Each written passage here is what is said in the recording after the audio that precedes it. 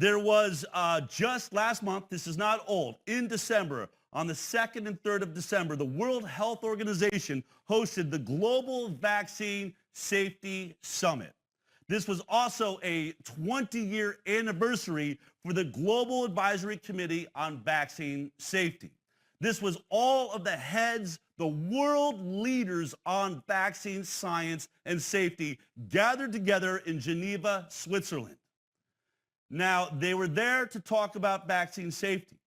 So what I want to start this presentation out with was a presentation made by Dr. Heidi Larson. She's an anthropologist that works with the, what's it called?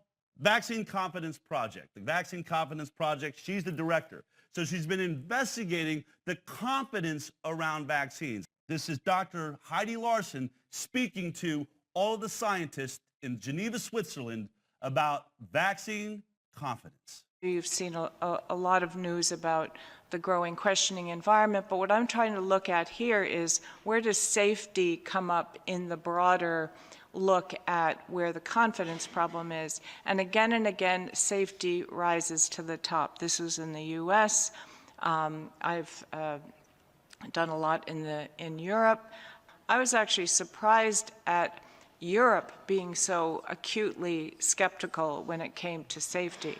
I knew other countries were having some issues, but it was quite acute in Europe.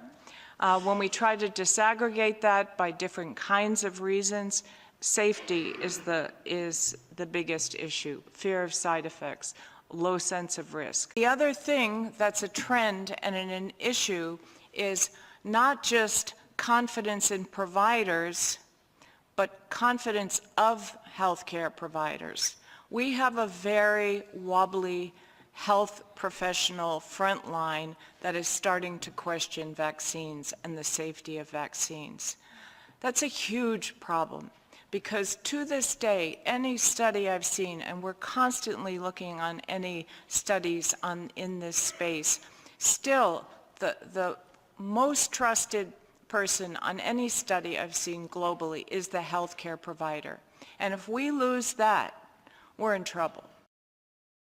We've talked about it earlier. Some of the challenges are when the frontline professionals are starting to question, or they don't feel like they have enough confidence about the safety to stand up to it to the person asking them the questions.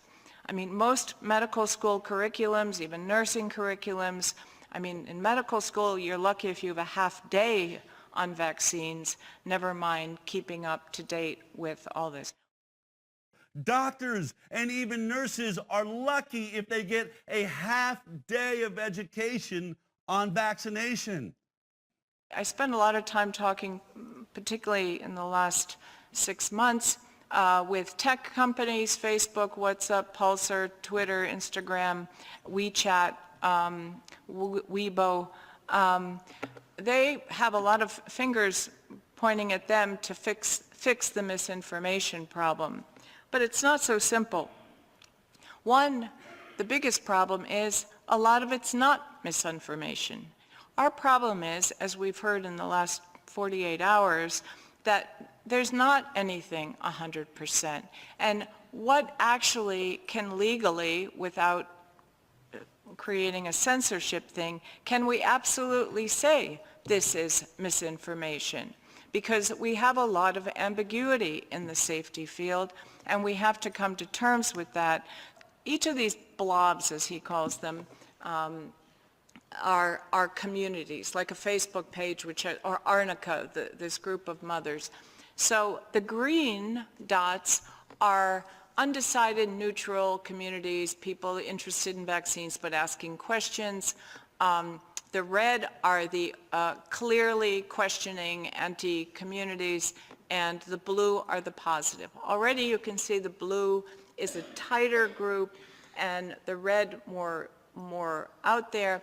Now, if you look at the numbers, what he was looking at was over a period of time, literally a couple months, what is the recruiting pace of the blue positive versus the red in them converting the undecided to their camp or the other?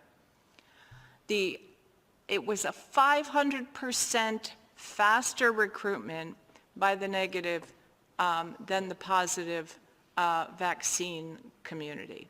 That's fast. And this is not hypothetical. One of our biggest challenges, I think now, is getting rid of the term anti-vax, getting rid of the hostile language, and starting to have more conversations, to be open to questions, to make people feel like they shouldn't be judged when they're asking questions. As crazy as those questions might seem to you, as stupid as they might seem, or as ignorant as they might seem, we can't risk losing another person's confidence in safety right now. We're in a unique position in human history where we've shifted the human population to vaccine-induced, to dependency on vaccine-induced immunity. And that's on the great assumption that populations would cooperate. And for many years, people lined up. The 6 vaccines, people were there. They saw the reason. We're in a very fragile state now. We have developed a world that is dependent on vaccination. There's a lot of safety science that's needed. And without the good science, we can't have good communication. So although I'm talking about all these other contextual issues and communication issues, it absolutely needs the science as the backbone. You can't repurpose the same old science to make it sound better if you don't have the science that's relevant to the new problems. So we need much more investment in safety science.